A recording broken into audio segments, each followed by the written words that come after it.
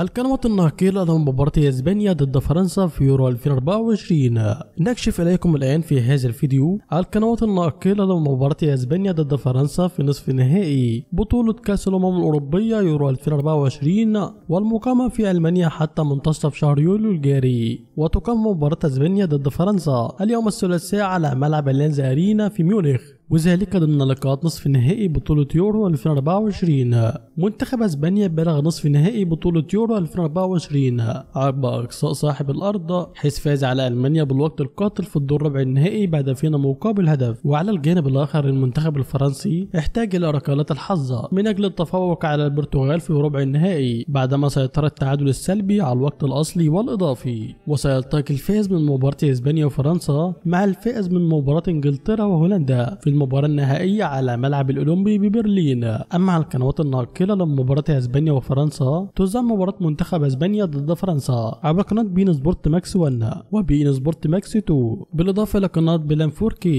وسيتولى مهمة التعليق على تلك المباراة المعلق الرياضي الشهير حفيظ دراجي والمعلق خليل البلوشي. أما عن موعد المباراة تنطلق مباراة اسبانيا ضد فرنسا في نصف نهائي بطولة يورو 2024 اليوم الثلاثاء والموافق 9 من شهر يوليو الجاري، وتنطلق صافرة المباراة بين الفريقين في تمام الساعة 10 مساء بتوقيت القاهرة ومكة المكرمة، 11 مساء بتوقيت الإمارات وسلطنة عمان.